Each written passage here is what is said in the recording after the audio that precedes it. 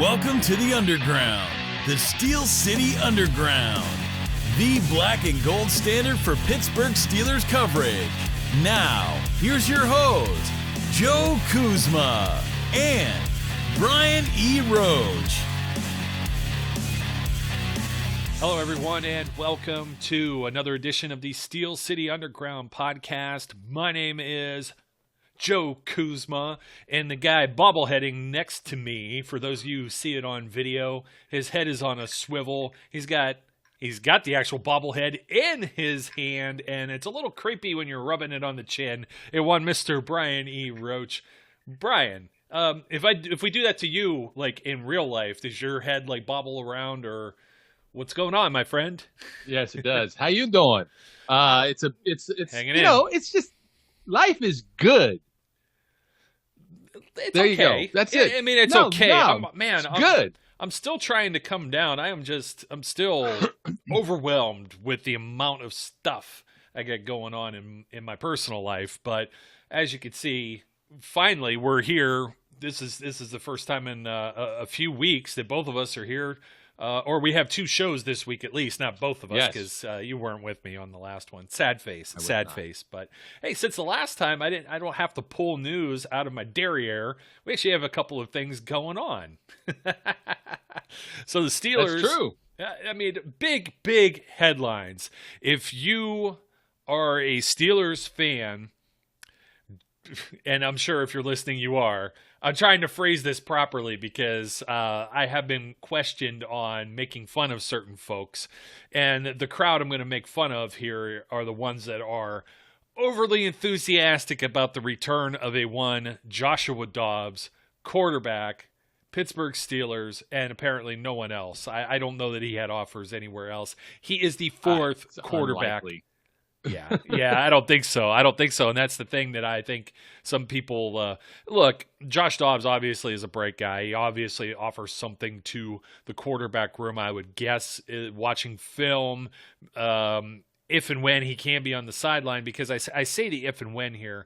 We don't know what's going to happen. We know there's 4 quarterbacks right now on the roster. I would assume, this is who I'm really poking fun at, the people are still mocking quarterbacks to the Pittsburgh Steelers, and at pick 24, no less, a one Charlie Casserly, formerly a general manager, keyword formerly. He also has Pat Freiermuth. I think, is that the very next pick to like the Jaguars or something? He was he bumped him into the first round. He had like 2 tight ends going in the first round. I'm like, Charlie, man, I don't know what's going on, but I'm watching this like, there's actually a few sensible ones. I think we're going to mock a few of the mock drafts here today, but just getting back to the quarterback thing, who are the Steelers? Okay, they have 4. I'm going to presume that, let's say the practice squad rules are retained. I imagine there's going to be an owners meeting. They're going to discuss this stuff, and they're going to try and keep it much the same way it was last year. I think the expanded practice squads were an excellent thing for the NFL.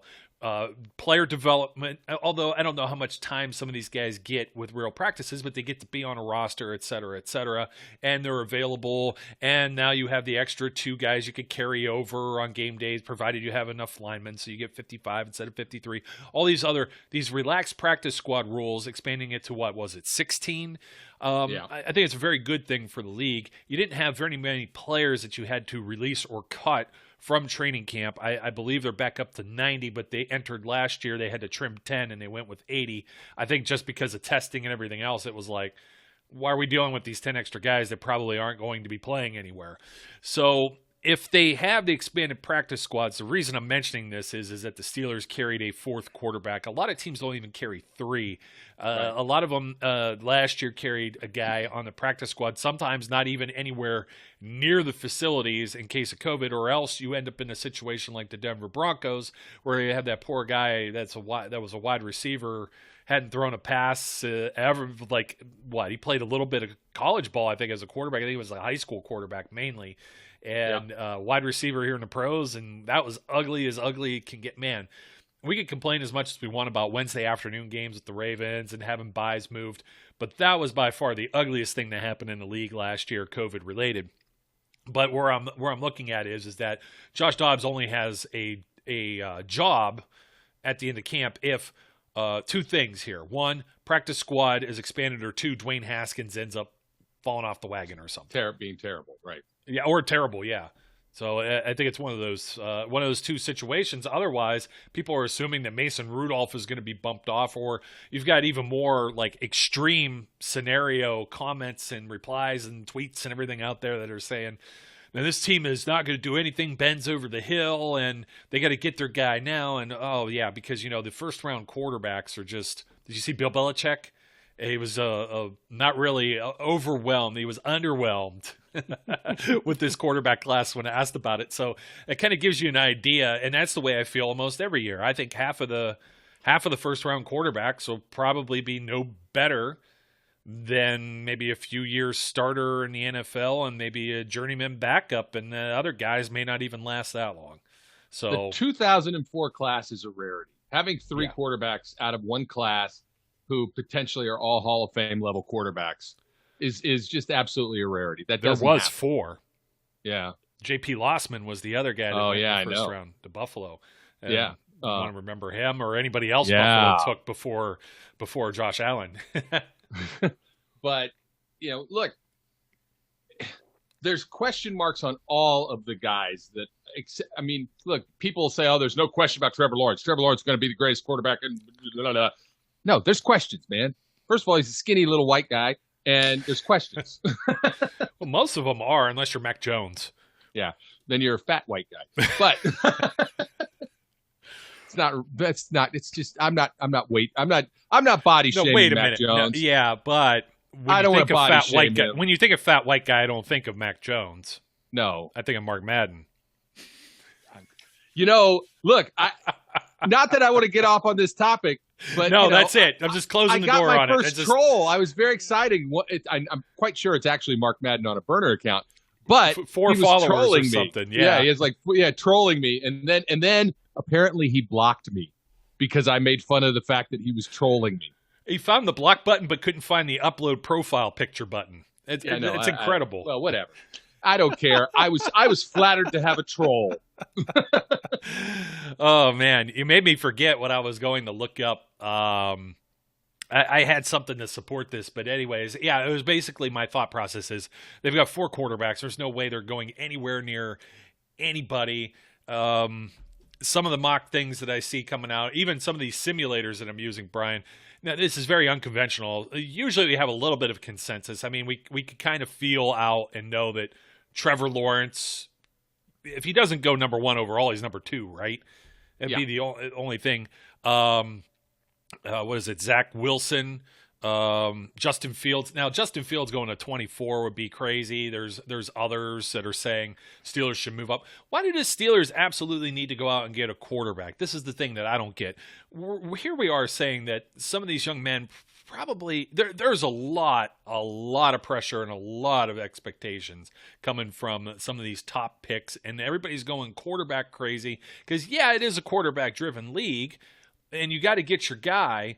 But it still doesn't mean just because you pick the 4th guy and he happens to be in the first round that he's necessarily worthy of that status. We find players that end up in the 3rd or even 6th rounds, not necessarily quarterbacks. You get guys undrafted that end up having NFL careers. So nothing is a given with any of this, and just burning a first round pick. Then what do? Then you have 2 more quarterbacks. You have Dobbs and whatever to be named draft pick. And because you go there and take a quarterback, now what are you taking? You get the 4th or 5th best quarterback. Okay, we're both Ohio State guys, and we're not even jumping at this must get Justin Fields type of hype. Like, it just doesn't resonate with me whatsoever. If the Steelers were closer to the top 10, and maybe, let's say next year, perfect example, Ben might come back. They don't bring back Mason Rudolph, or they don't bring back Dwayne Haskins, or they don't bring back both of them, or any of them, and then they end up signing somebody else like a Ryan Fitzpatrick that's floating around again to another team, then yes, okay, there's smoke to that fire, and we obviously don't know how the Steelers are going to end up in 2021. If they're a playoff team, they're going to be in the same or similar position here where they probably can't sniff the top 2, 3 quarterback prospects. I would much rather get a guy. I've mentioned this so many times. I'd much rather, and I've come back off of this too, even with the last program and my mock draft that just went up on SteelCityUnderground.com. I'm projecting to get a running back, maybe second round, and a center third round, just based off of trends historically. We had 5 running backs go last year from pick up to pick 55, which was JK all day, that we wanted and would have solved this whole problem to begin with. Maybe not the run game, but needing a running back. Right. However, do I think one of those top 3 guys could be there? And if they aren't, then the pick might be a center. And I think one of the top 3 centers could be. I think really 3 centers going in the top 100 picks is quite the rarity too, and we don't feel that this is the draft where these guys are first round picks. So they're going to slide a little bit. So maybe a running back and or center with picks to the second and third round pick. Interchangeable, perhaps, if you start putting names like not Javonte Williams, but we had Najee Harris, Travis Etienne, but like Trey Sermon and Kenneth Gainwell start to get in that conversation as top 5. So if you take a quarterback, then we're not even talking tackles. And it's not like the Steelers have even gone, they haven't even been talking to these top quarterbacks, really. I mean, they go and they do their diligence or whatever, but really the focus has been on different areas. So let me get off quarterback for a second, because the other news was the pick we thought could be there, and then this would upset the apple cart the same way. But now take linebacker off the table, at least early on, I believe, as well, with Vince Williams returning. I wasn't too particularly surprised about this. I made a comment on Twitter. I said, great, now all they need to do is get Steven Nelson to come back. And I think maybe the bridge is burned, and he's been told that his position may be up for grabs. I think that bridge got lit on fire. Yeah. Cooking with gas. We were just saying that off the air. Cooking with gas. Yeah. Some gas there. I don't think Steven Nelson's coming back. No, look, that would help. It would solve a lot of problems, but I don't see that being a possibility. I'm going to say this one more time. I think linebacker is probably off the round 1 thing, unless Micah Parsons drops all the way to 24, and then it's back on. I just don't see how that's possible. And we haven't Neither do I. We haven't talked defensive prospects hardly whatsoever. And there's going to be some defensive players that are going to go, and it's going to bring some more quality players, such as a tackle, to the Steelers. Do the Steelers go tackle? I know Coach Meckler there, the professor, has his strong opinions about it. I have my opinions about it too, because the same way I did my mock, I had a tackle number 1 overall. I don't know if I want to talk about my mock today, because we're not mocking mine. Okay, mine's perfect. It's exactly the way it's going to go. But if you pass on a tackle here, Steelers are talking to like the top tier, like the top 5, 6 tackles. They've talked to them, and they talked to guys that are basically day 3 guys. There really wasn't anything in the middle of this draft based on all these different boards that are out there, which are all over the place, because you got some MAC players that the Steelers are historically. Those are some of the players that they target. They look at some of these smaller schools, a lot of the MAC programs. And I see these guys go on these simulators like in round 3, and somewhere else says that they got them ranked like 250. And there's like, 255 picks somewhere in that neighborhood? Like, come on, man. It's just, it's kind of ridiculous. So it's hard to exactly peg some of this, but that's where I'm at. If you end up passing on tackle, let's say you go running back first round, which I'm not the biggest fan of, but you're going there. And the reason I would slide up the running back and the center both, and then bring that tackle back around on the back end of those as my first 2 selections, is because you don't feel that the guy you want, let's say Najee Harris, for example, or Etienne, either one of those. Javonte Williams hasn't really been on their radar, even though I think he would be a fit, but he's not on their radar. I think those are the 2 guys they're looking at. If they're not there, if you don't think they're going to be there at 55, this was what my whole other episode was about earlier in the week. If they're not there at 55, then you got to jump the gun at 24. And then you got things where people are like, well, why are they giving this pick a D- on the grading thing, on the, which one is a PFF or one of these simulators? Why is Najee Harris as a first round pick a D- pick? I don't understand it. Well, the reason it's a D- is they have him ranked like 65th overall, and you're taking him with the 24th pick, and you still have the 55th pick, and he's ranked 65. Doesn't mean a hill of beans when you get into the real world versus the fantasy one, but that's the way it may end up. It may end up playing out that way. At this point, it's really it feels so up in the air. I've been a big Javonte Williams proponent. So as Zach, Meckler, but you're right. When there's no interest, the likelihood that's the direction they go. When there is like no contact at all, it's just unlikely. They've had contact with Najee Harris. They've had contact with Travis Etienne. So if one of those two, I'm really at this point, and I'm not saying I agree with it, but I'm at this point. If one of those two guys is there at 24, they'll take them. That's what I think. And they've talked to Sermon, they've talked to Gainwell, they've talked to Ramondre Stevenson. They've talked to guys that are from round one all the way to the bottom. Right, because they're going to pick a running back at some point. There is no question about that. But the question will be if it's a choice between their top tackle prospect that they've looked at being there at 24 or one of the top running backs being there at 24, where do they go? And it'll be dependent on their ranking. Whoever they think is the best value for what they've got, I think that's where they'll end up going. It's not like both of those things aren't a need. So offensive line, I think that they will pick a center up, but I think they can do that in second or third round. Mm-hmm. And I don't think they need to stretch. And all of those mock drafts who have him taking, what's his face? I can't even remember his name now. The supposed top center prospect. Landon Dickerson? No, not Landon. Creed Dickerson. Humphrey? Yeah, Creed. Those of them who think they're reaching for Creed in the first. No.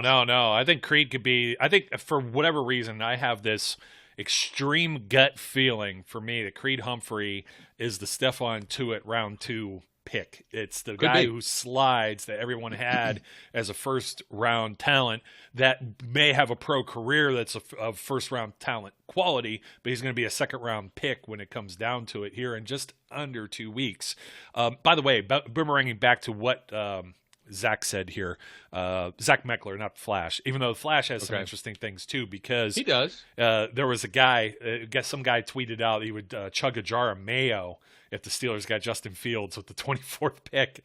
And I think Flash is on board with that. It's even better than the eating your shorts or socks or whatever combo of undergarments you were talking about if there were 5 running backs taken in the first round. Well, I don't want to do that anymore. No, okay. I've been watching a lot of Simpsons, man. Eat my shorts. Meckler points this out. I'll give him credit for it, even though I've had the same thoughts. They don't usually take tackles in the first round. They don't draft redshirt seniors in the first round. Tomlin and Colbert weren't at his pro day. That's usually the big one there. We've been looking at a lot of this. Some of these were virtual visits and stuff. Of course, they go to Alabama. They're going to go to the big schools, so you can automatically say, well, they were looking at Najee Harris. They were probably looking at like 12 guys there, okay? Yeah. It's like Ohio State, Alabama, Clemson, all your big perennial college football playoff. They need to expand that too. You can't just have the same like 4 of 6 teams always getting in this mixed, but and then they didn't send any of the staff, any of the position coaches necessarily to look at. And this was my pick, Tevin Jenkins, by the way, that he was talking about when it comes to that. So when you have certain visits, you used to have the pro days, you used to have 30, or you used to have the 30 main visits. You had the guy that you wined and dined, and you kind of got the idea this was the guy, like Bud Dupree, for example, straight up. We all thought that was Derek Rivers a few years ago, ended up being TJ Watt. Chase Winovich ended up being Devin Bush. So there's some shenanigans here. As Gil Brandt, the ageless godfather of football, says, this is National Liars Month. Everybody's trying to throw everyone off of their scent in order to get their guy where they want with the value they want, right?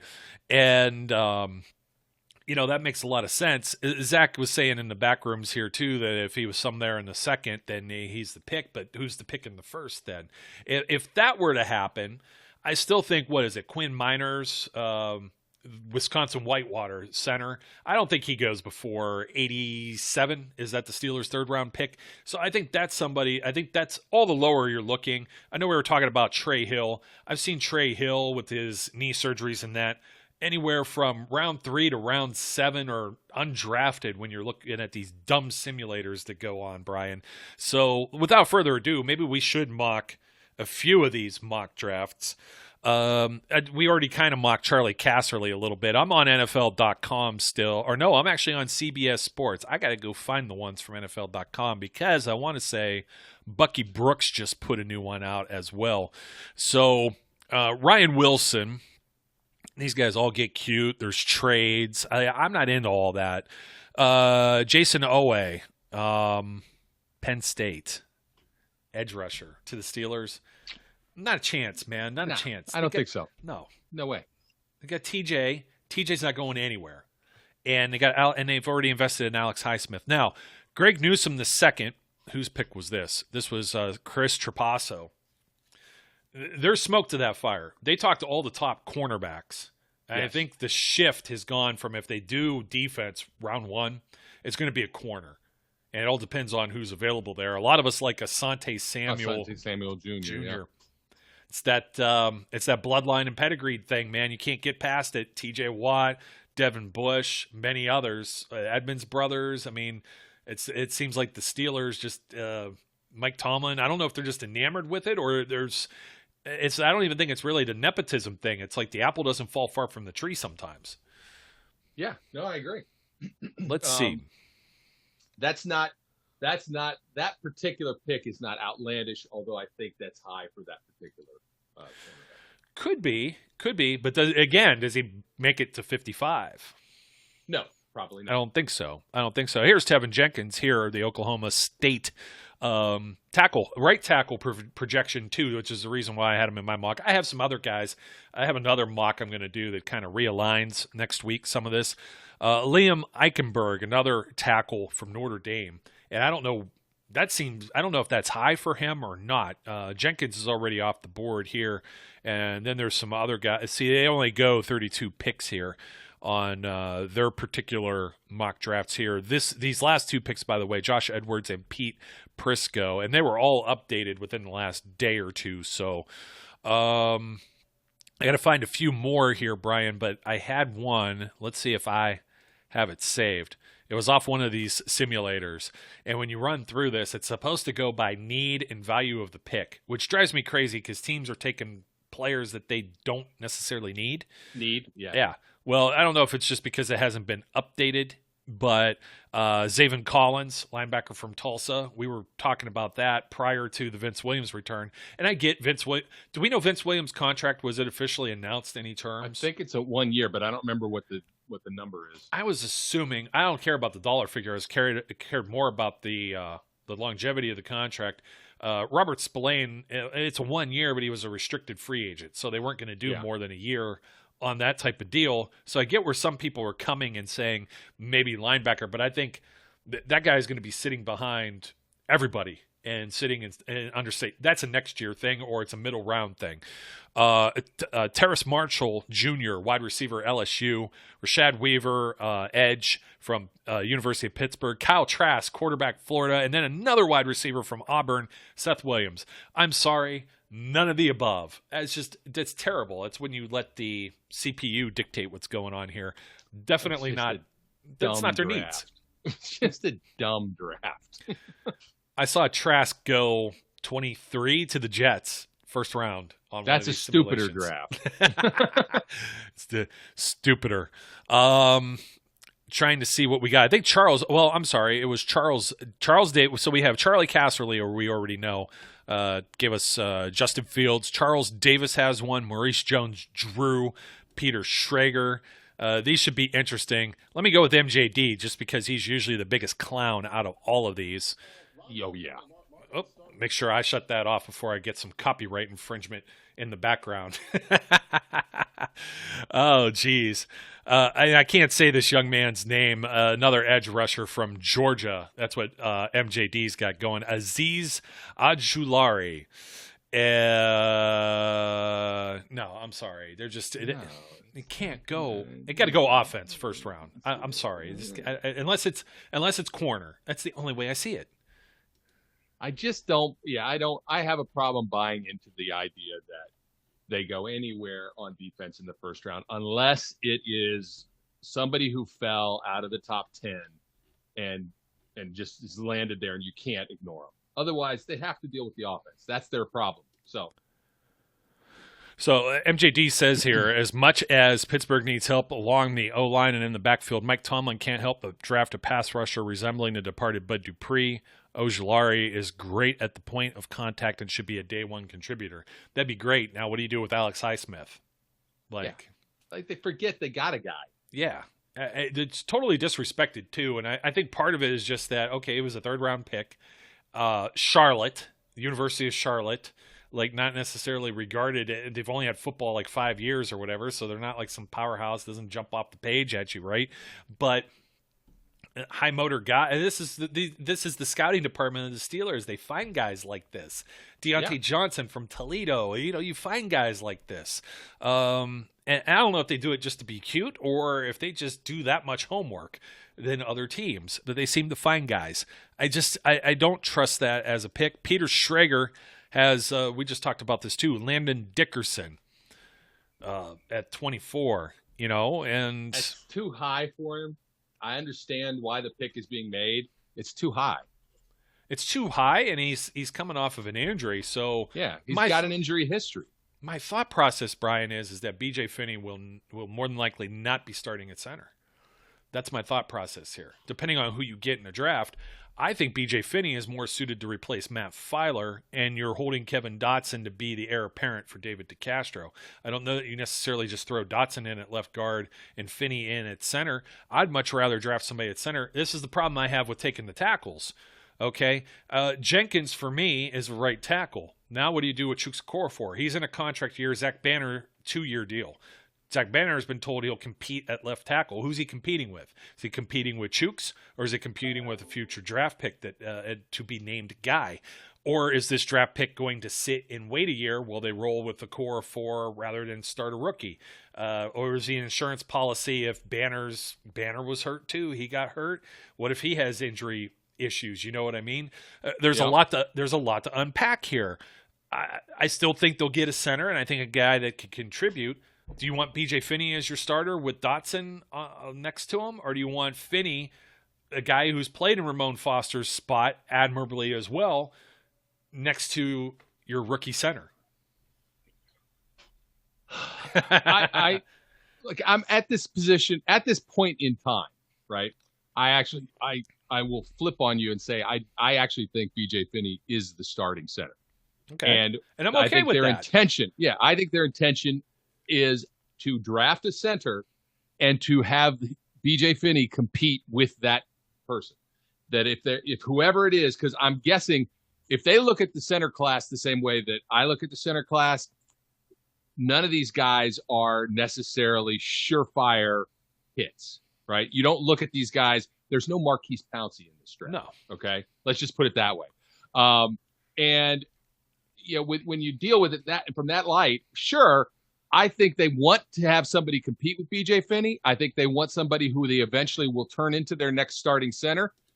But I think their mindset right now is B.J. Finney's the guy, and somebody else has got to take the position away from him. Doesn't mean that they won't. Just means that that's the way it's got to happen. At 24, I just, I don't see it. I don't believe there's a first-round center. I've said this multiple times. I don't believe there's a first-round center in this draft. I don't believe – it doesn't mean one won't come in, but I don't believe talent-wise any of these guys is worthy of a first-round pick. Not right now. You know what's been happening in these mocks too? And somebody was saying, well, they're all mocks. This is all blah, blah, blah. Just like disregard it. And it's like, well, you do this to try and figure out where some of these players may land. Right. Do I have a shot at Najee Harris in the second round? Perhaps not. Daniel Jeremiah, Tevin Jenkins, my guy, once again. And again, Zach Meckler brings up a lot of good points. Tevin Jenkins was my first guy before I was looking at Dylan Raduns as well. Yep. From North Dakota State, I think. So it's just I think a tackle will be there. Cynthia Fralin did one that was supposedly analytics-based here. Jalen Mayfield from Michigan. I kind of felt like 24 – There's a lot of tackles. It's a very deep draft. And that's the deep position, tackle. Yes. So I think the Steelers do take 2, by the way, just based on they've looked at somebody, basically a day 3 guy as well. And again, I said there's a few MAC players that kind of settle into there. I'm trying to find, of course, now I can't find the deal I was looking for with the prospects. You've got some guys that probably won't be there. Panay Sewell for example, shouldn't make it out of the top 10. Rashawn Slater, Christian Darrisaw, I've seen fall, but more than likely not. Then they have them ranked here on NFL.com. Tevin Jenkins and then Alex Leatherwood. And usually I don't see Darrisaw or Leatherwood in these mock drafts either. So, I know we're not necessarily making fun of too much. Let me give you another one. Charles Davis actually went with Najee Harris here. So most of everyone, a half of these anyways, have at least with the NFL group here and the CBS Sports groups, they've seen that they're at least looking maybe to improve the running game either through the offensive line or by taking a running back, and I think that's fairly sensible. Yeah, I think we've been saying this entire offseason that it's offensive line or running back. Do I think that they will pick a running back? As I said, it just the more that the visits occur, the more that the things come out, I sort of think that they will. But I do think offensive line is also important, probably more important, quite frankly. But as we've said ad nauseum, you can find running backs in later rounds, and as people have been tweeting and people have been putting in the comments, yes, in this year's draft they can probably find a tackle in later rounds. But at the same time, second and third round is where you're going to find a center if you're going to find one. Yeah. Because you're not going to do it in the first round. So now if that's what you're going to do, now you take that out of the option and now you're drifting well down to find your tackle. And I'm sorry, it would be nice to get a premium tackle, somebody to protect that blind side or somebody to take over on the right side, whichever position is the best suited for it. So I still would prefer that, but again, it depends on how the draft falls. If they're all gone, man, they're just all gone. What are you going to do? Well, I'm trying to figure out with Mayfield. I look at NFL.com and their rankings. He's the 15th ranked tackle, and Cynthia Fralin has him analytics based going. I know Zach feels the same way. I really like Jalen. Yeah, we both really like him as a first round pick. I think if he's the guy that they target, sure. If they don't think he's going to be there at 55, sure. I don't think it's a bad first round pick. Do I think it's too high? Probably. I think that ideally you'd want him in the second round. Yeah. It's the same way I feel with like any of the running backs too. Yeah, I agree. And then just coming back around to it, we're going to be mocking more mock drafts next week as well because we got more to look up here. We just really had the NFL and the CBS ones, but it's kind of get everyone's head into the thinking. Like I said, I've been speaking with a few people here that message through the website or Twitter or anything like that, and it's just kind of like, this is why I don't get paid to make these decisions. This is some tough stuff, and you got to come up with these grades and do all this stuff on your own. You know what I mean? This is what your scouting departments and everything else do, and you're a general manager, and you only get one shot at this. So, like Mayfield, okay, so let's say you do go Najee Harris. Let's say you don't. Let's say you take Asante Samuel and then you come back and you're able to get like Mayfield and then maybe Creed Humphrey or something like that. Again, the average has been 2 or 3 centers in the top 100 picks. And a lot of the centers that come in the mid rounds or end up in those middle rounds still end up being starters. Are they going to be future Hall of Fame caliber type players that the Steelers have had a legacy of having at the center position? You can't guarantee that whatsoever, especially the further back you slide in the draft. And maybe that player still isn't on the roster. Maybe they have somebody that's kind of a stopgap that ends up playing for 2-3 years, and all of a sudden you upgrade the position later on. Like they did with Pouncey. You had in between Dermontti Dawson and Marquise Pouncey, you had a few, 3 different guys at least? It was Mahan, Hardings, and this guy I always forget his darn name now. Somebody pointed out in the comments a week or two ago. Hartwig. Justin Hartwig. Yes. So, and the reason I forget him is Hardings and Hartwig. Yes. It's the same guy, really. You've never seen him in the same place at the same time, so it's the same guy. So, anyways, kind of to put wrap this up a little bit, put a bow on it, Brian. I'm just trying to place where these picks can all land into this perfect utopia that the Steelers get these positions that they need. And then maybe somewhere later in the draft, they do find some edge depth. They do find maybe linebacker depth. Maybe they snag a wide receiver or mayhaps a tight end. There's some players like that we like that we will talk about early next week too, as far as day 2 and day 3 targets. But I was trying to find if there was any more ludicrous mock drafts. If you have any, folks, send them our way. I'm sick of seeing at least people are overinflating Mac Jones now, so he isn't there at 24. Yeah, now he's going at 3. Yeah. God bless. I mean, hey, go for it, dude. I'm all in. Get paid. Parting shots. Jadeveon Clowney. Everyone that's so worried, they're crapping their pants over this. He basically, I love how he said, now that I visited the Browns facility, this is where I want to be. Well, no, these are the guys that are paying you the most money and giving you the best contract of what's left out there because your market is dried up. Folks, if you're listening to this program or watching it right now, you had as many sacks last year as Jadeveon Clowney did. Let's just do the over-under on number of games he actually plays. Well, there's that too. And I'm told that he gets to the quarterback often, but if he gets to the quarterback often, how come he isn't getting sacks? That's just those two things don't equate. And also saying, well, he gets double teamed.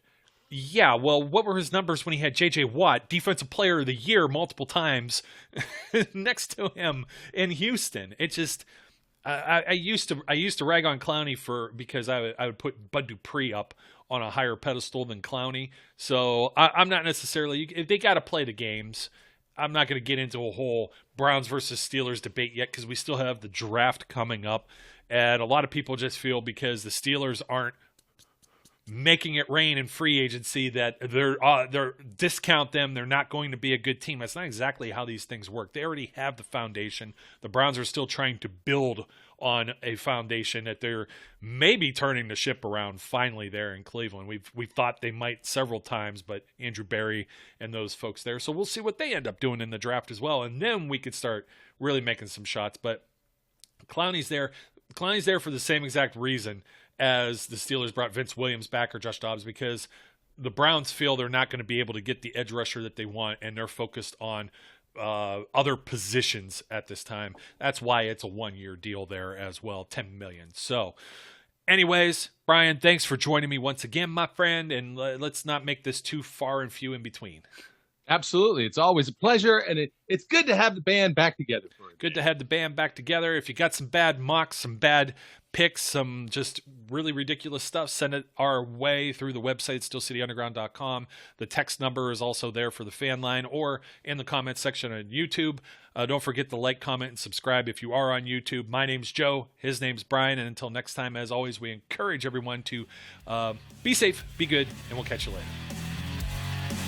We would like to thank you for listening and remind our listeners to follow us on social media and our website, www.steelcityunderground.com.